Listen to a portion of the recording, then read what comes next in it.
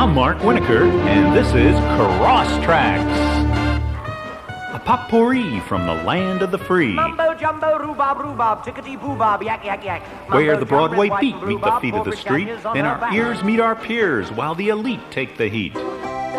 Hey, you feeling all folked up? We've got some grassroots stuff. And if you're fading fast, try a class of jazz. Hey, you got the blues? Well, that ain't news. We've got sounds for every mood and a slew of brand new interviews. So get out of your rut with a classical cut. From Johnny Bach to Michelle Shocked.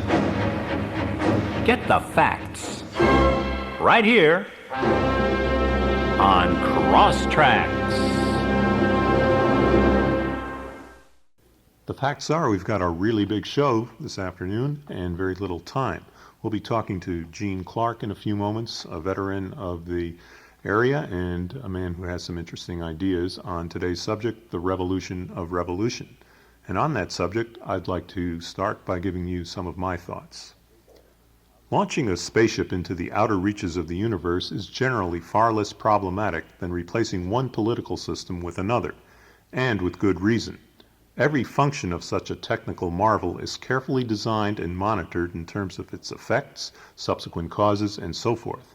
Quite conversely, revolutions are generally, and often by perceived necessity, enacted by idealists turned fanatic, intoxicated with the righteousness of their relative moral and political superiority, going to all lengths to cut out their piece of meat for the people, who too often end up just where they started, in a literal revolution of futility, if in fact they are not slaughtered themselves in the process.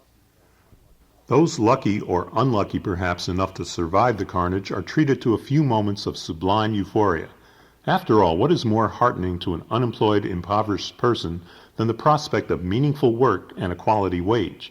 What can be more rewarding to a person working 40-plus hours a week, struggling to make ends meet, than the hope of economic parity with the entrepreneurs who keep us at bay with demeaning wages and circuitous benefits?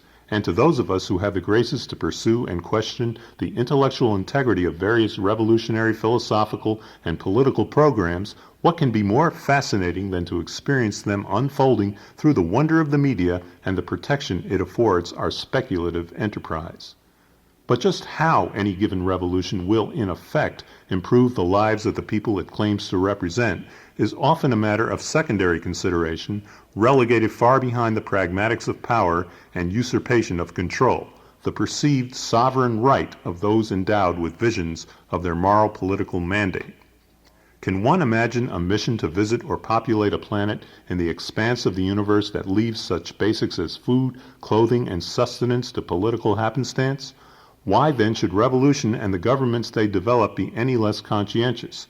Opposition, entrenched ignorance, incipient chaos, and inevitable foreign intervention of one sort or another are factors that are generally obscured by the cacophony of change and its ultimate effect on the reality of people's lives, often conveniently unanticipated.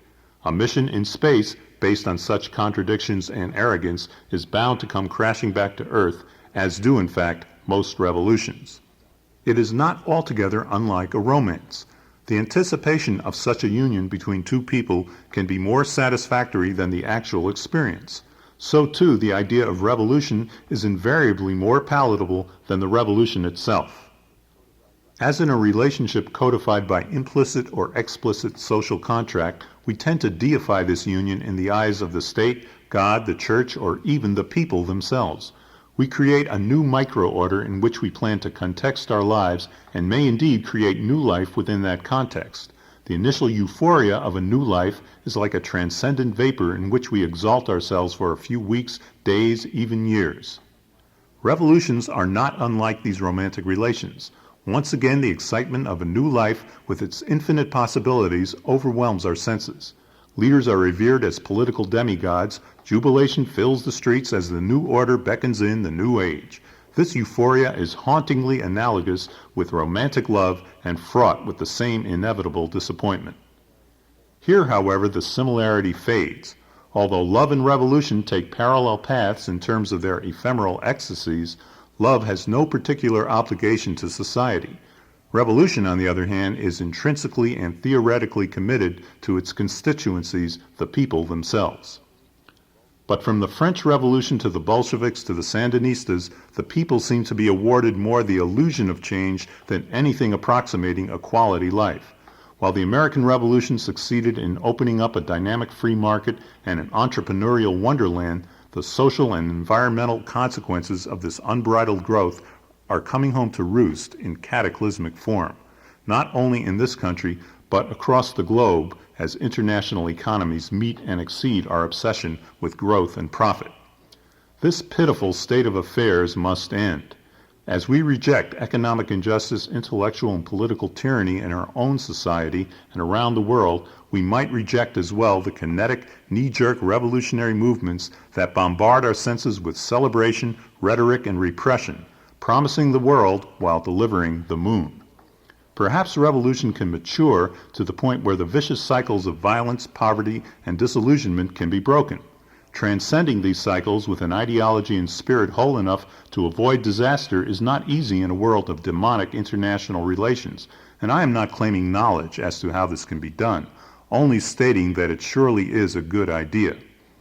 Ultimately, it will take more than love, more than the transformation of our entrenched priorities and proclivity for destruction.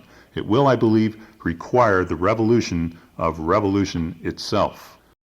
It's 8:55, time for KLIF Life Radio Headline News. Yakety yak, yakety yak. Yakety yak, yakety yak. Yakety yak, yakety yak. Now let's go to our interview with Gene Clark. Hi, this is Mark Winokur. We're here on a rooftop setting in North Berkeley, just around the corner from Walnut Square. My guest today is Mr. Eugene Clark, Gene of all trades, you might say. He's been a man of many professions, one of the most naturally educated people in the area.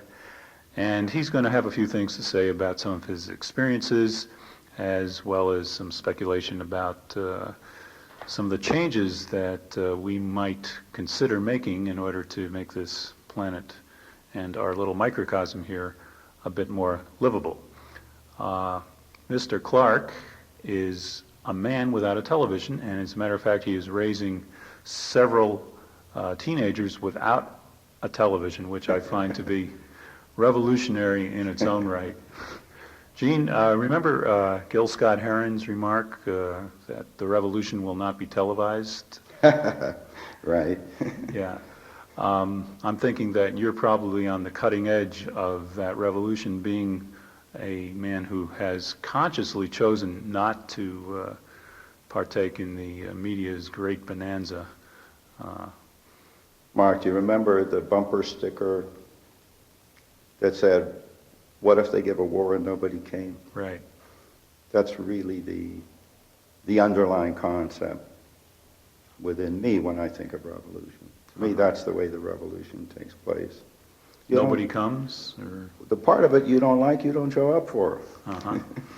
And I don't like the television part, and I don't show up for it. Right.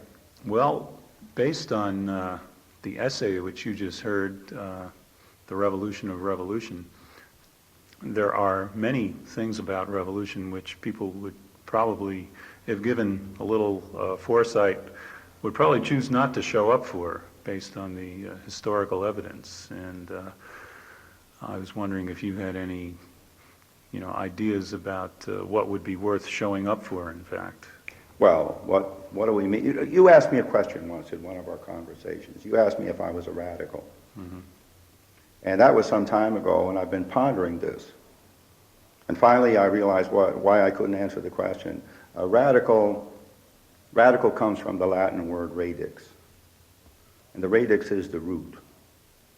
So when people speak of a radical revolution, a radical transformation, I'm asking, what does this have to do with the root? Mm-hmm. Are they not, in fact, using this word in a diametric sense, breaking away from the root, doing something radically new? To me, that's a contradiction in terms, because I always hear in that word the root, the radix.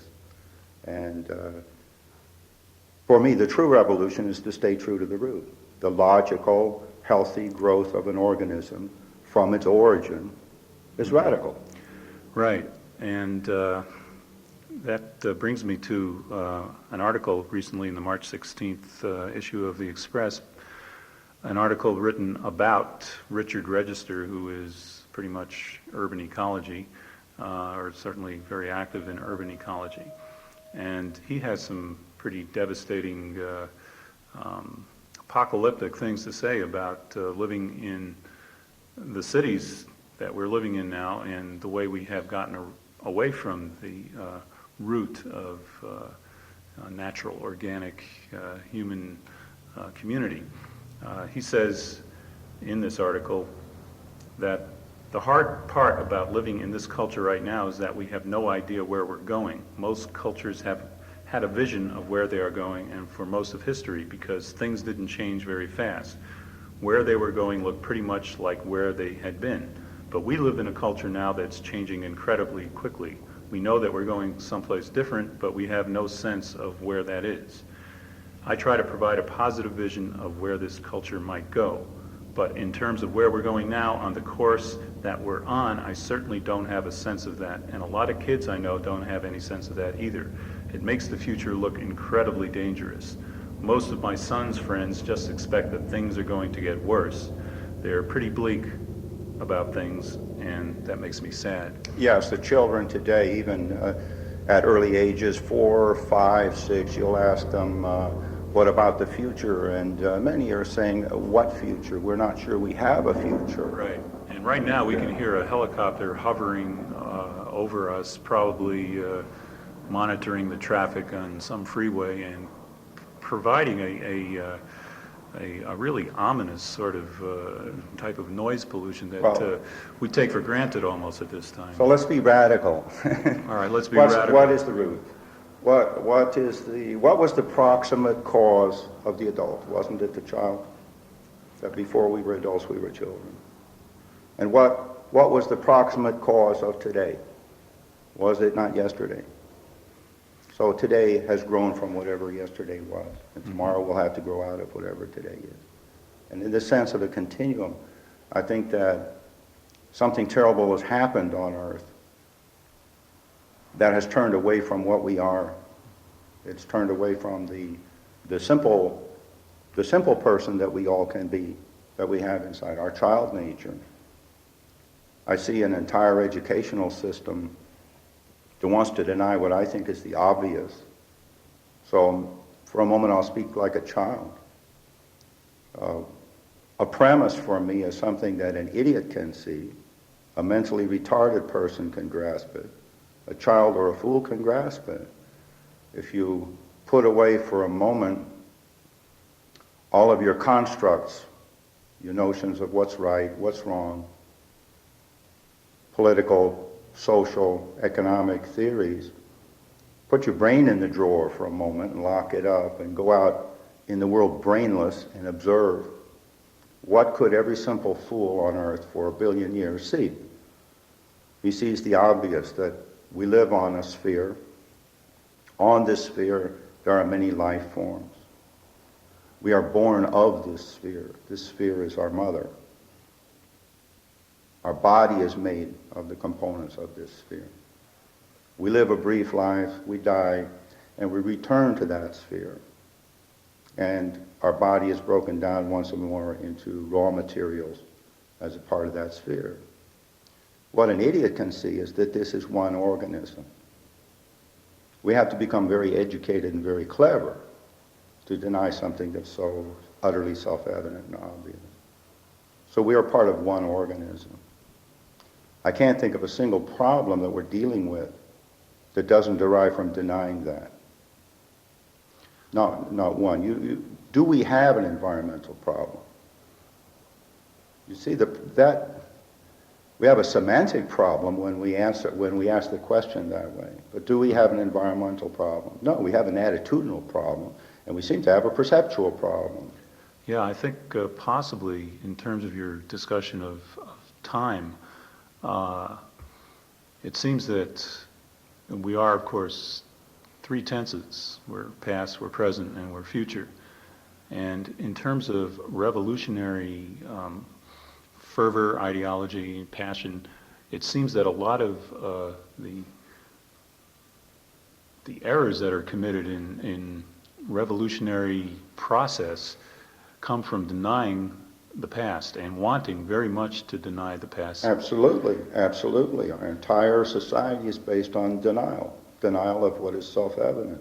And we're furiously busy engaged in one intellectual activity after another, creating a sufficient variety so as to be obsessed with the avoidance of clear perception of the situation. Not the problem, the situation that Earth is the organism, and we are mere fairly insignificant components of that organism.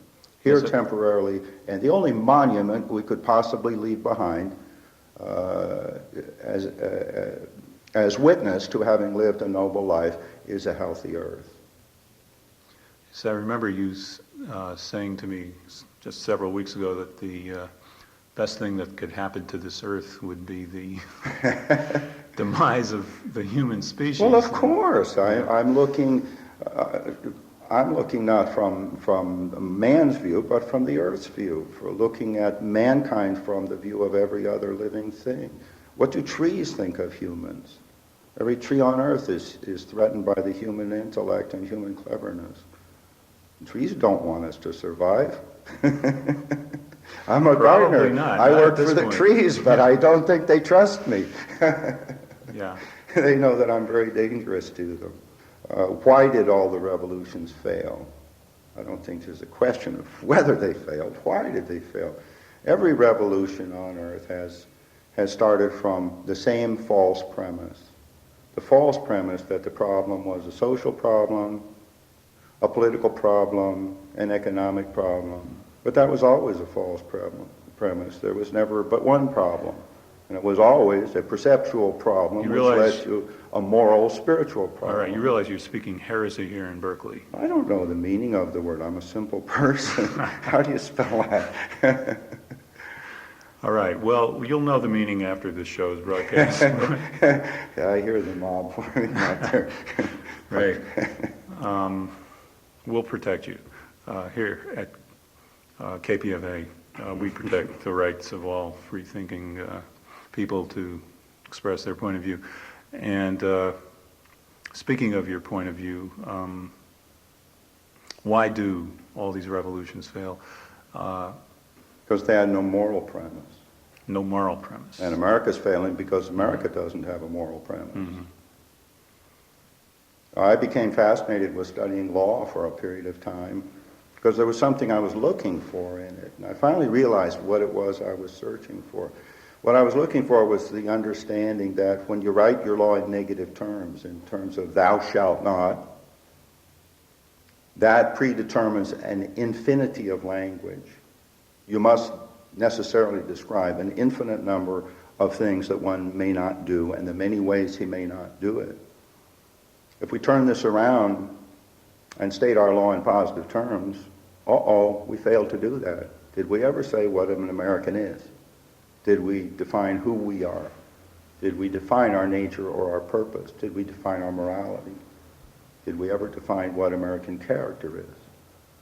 No, we have set certain limits on human behavior, but we have never defined, for example, an American is respectful.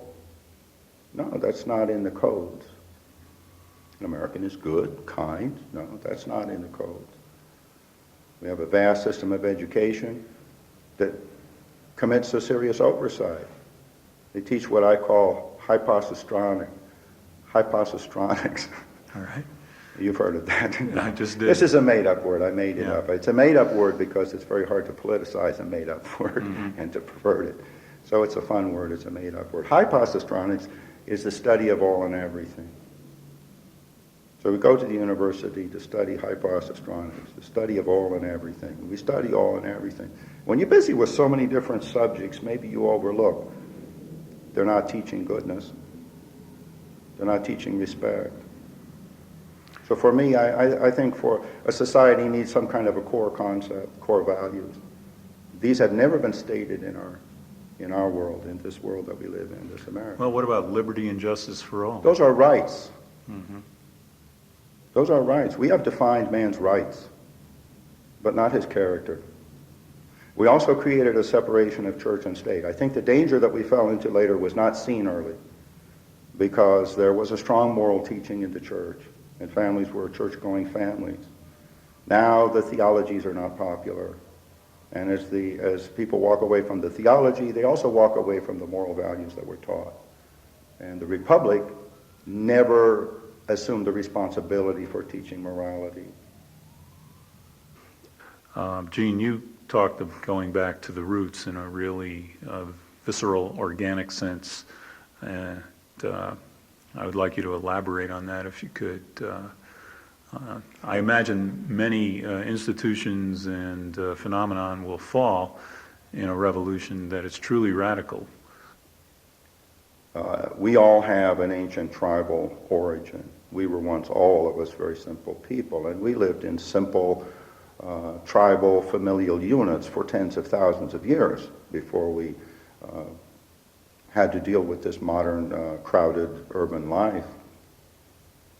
I do read a lot about primitive people. I really don't like the word, I'll say pre-civilized people, to see what it was that was overthrown in order to produce this kind of a society. And what I find everywhere, whether I'm looking at my ancient tribal roots, which go back through Britain and down the Mediterranean and back to Central Asia, whether I'm looking at the ancient and modern thought of the Lakota Indian, I find everywhere that one thing that was given up was a sense of reverence, a sense of respect. I think that any society has to start from a core value of respect. And that develops directly out of our perception of ourselves as all part of one organism. You can make a definition of madness, if you like, if you can grasp this evident thing that all living things are part of one tree of life. This is a metaphor, not religion, just a metaphor that I hope everyone can grasp. Then stand and look at that tree of life and see all of the leaves at war with each other. Do you see a problem in the tree? Is the tree not neurotic? So from this simple child's view, a view that any child can grasp of the unity of life, I think that's an imperative to grasp that is a fact, that we're all related, we're all part of one organism. We're not separate. And that if we can see that we're all at war with each other, the tree of life is very sick, it's very neurotic. Yeah, well, indeed, I think that's what a child sees very quickly. And so that's a pre-civilized person's view of mental health and mental illness. Does the left hand strike the right hand? Does the right steal from the left? If so, we have a dichotomized situation, a conflict. We have a neurosis. So do we dig up the roots of the tree and replant it? Right. Our society never asked about the tree. It defined the rights of the leaves. It's an oversight. Nobody did it on purpose. They meant well. Revolution always means well. Tired of tearing your hair out trying to save the world? Are you fed up with frustrating conversations with strangers attempting in vain to change their point of view? Are you bent out of shape by the complacency of your peers and overwhelmed by the tyranny and cacophony of the commercial world? Then you'll surely be interested in America's latest support group, Activists Anonymous. Originating in Berkeley, California, the world's most fertile enclave of dissent, and now nationally based, Activists Anonymous studies and meets with the world's most renowned and failed agitators. In a carefully designed 12-step program, the consequences of trying to change the world are examined and discussed, from social and economic ostracism to the historical tradition of crucifixion and torture. Activists from Jesus Christ to the tin can panhandling bands of the Salvation Army are canonized and then ritualistically ignored. Confessed activists are encouraged to come out of the closet and renounce their frivolous pursuits. Join this growing effort to achieve mutual respect and inner strength through doing nothing at all. Call 1-800-INACTIVE. That's 1-800-INACTIVE. In World Championship chess, Garry Kasparov and Anatoly Karpov put on another display of pointless rivalry, locking horns in the 12th game of their title tournament. Predictably, the game ended in another draw, the 10th of the match. The most exciting moment of the afternoon came when Karpov fell off his chair, moving a bishop 7 squares across the board. Karpov, a man of slight stature, apparently miscalculated the length of his arm in regard to the chessboard. He quickly recovered, however, and was then strapped to his seat for the remainder of the drawn-out affair. Are you overwhelmed by the myriad of choices bombarding you in today's marketplace? Are you befuddled by the fantastic array of technological marvels that beckon you daily? Are you paralyzed into indecisive stupors by the plethora of cereals, creams, polishes, and entertainment options that entreat your daily indulgence? Well, imagine a product that combines all these goods and services into one affordable package. Imagine a product that deciphers your needs and fulfills your wildest fantasies. Imagine and now experience Simple Suds. That's right, folks. Simple Suds, the quintessential solution to our everyday confusion. Simple Suds is odorless, tasteless, and has been developed to satisfy all your domestic, material, carnal, and spiritual needs. Season up your supper with a sprinkling or two. Try it with your lover for a feeling that's new. Use it on your furniture and on your clothes, the universal panacea for the folks in the know. Simple Suds. Available in traditional flakes or new powder kegs.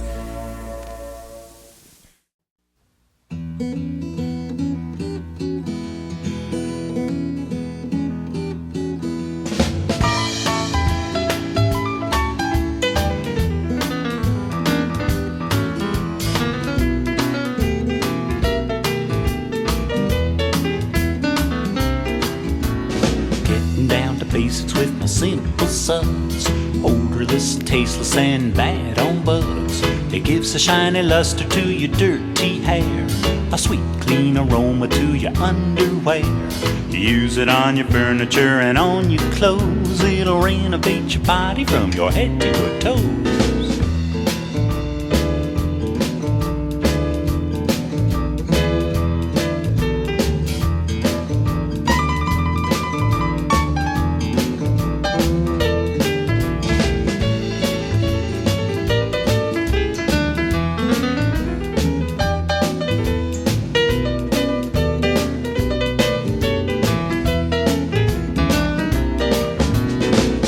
With your coffee, take it with your tea. It will pep you up and give you energy. Season up your supper with a sprinkling or two. Try it with your lover for a feeling that's new. Drop a couple capsules when you're feeling low. The universal panacea for the folks in the know.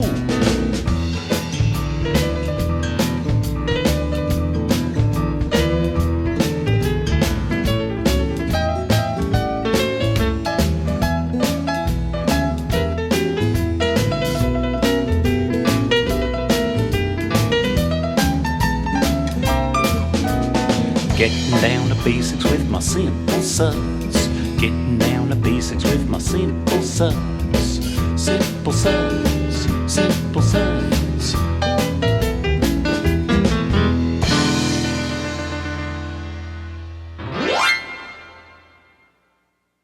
This is Mark Winokur for Crosstrax, hoping you'll join us next month for another slice of life between the seams.